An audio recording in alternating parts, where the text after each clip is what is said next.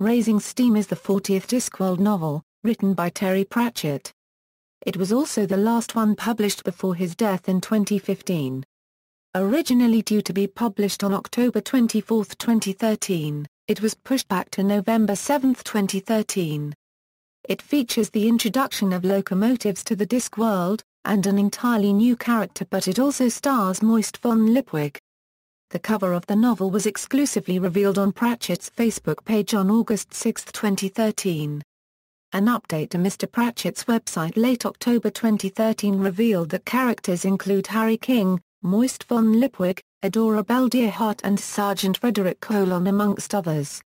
Plot synopsis: Dick Simnel, a young self-taught engineer from Stellantis, invented a steam locomotive named Iron Girder. He brings his invention to Ankh-Morpork, where it catches the interest of Sir Harry King, a millionaire businessman who has made his fortune in the waste and sanitation industry. Harry promises Dick sufficient investment to make the railway a success.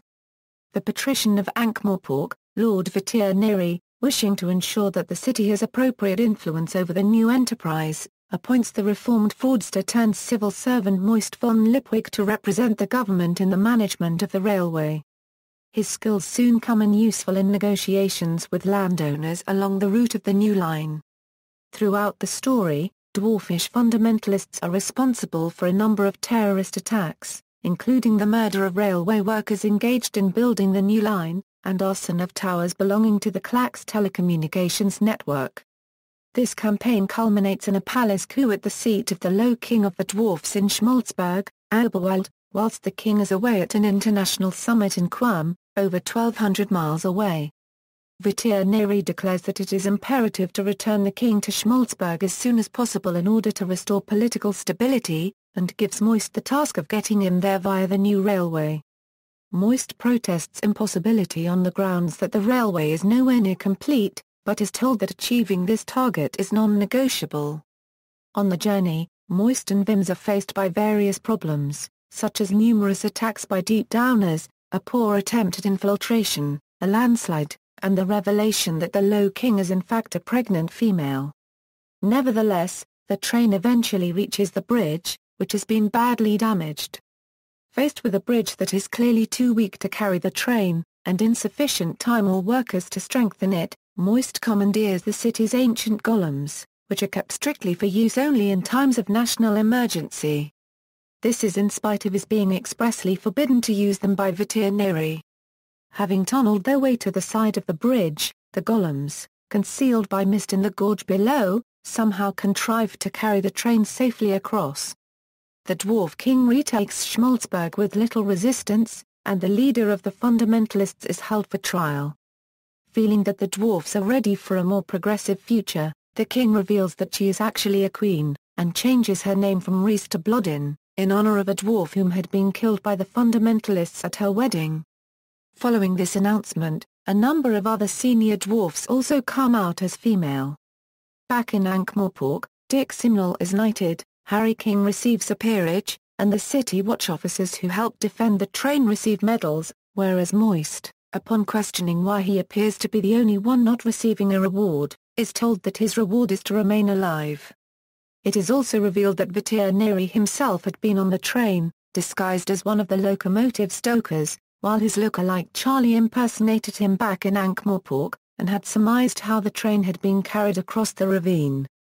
However, he appears content that there is no evidence to prove this. Characters: Dick Simnel, a Euro inventor of Iron Girder, Discworld's first steam train.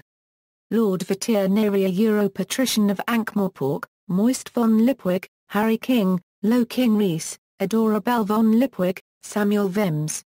Themes: the development of the railroad, steam engines, engineering, technological progress, technology versus magic, real estate development and suburban expansion, eminent domain, terrorism, fundamentalism, Luddism, coups d'état, gender.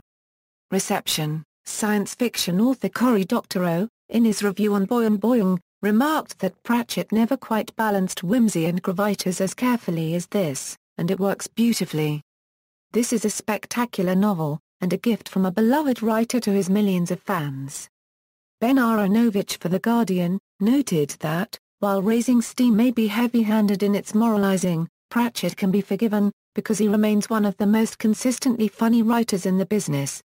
Sarah Scaroff for The Washington Post, meanwhile, praised Pratchett's innate ability to balance the silly and the serious.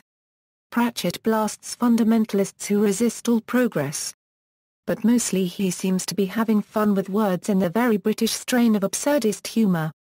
Karen L. Cross for Tor.com, meanwhile, praised Raising Steam as the latest transformation of a remarkable fictional world that has evolved and grown with its creator. Other reviews were more critical, far beyond reality, finding the writing not as crisp as it used to be, and the characters starting to blend together, while Vox Populi regretted the unusual tone of dialogue with a tendency towards speechifying. References. External links: Raising Steam review on Boing Boing, Raising Steam review on Sfrida.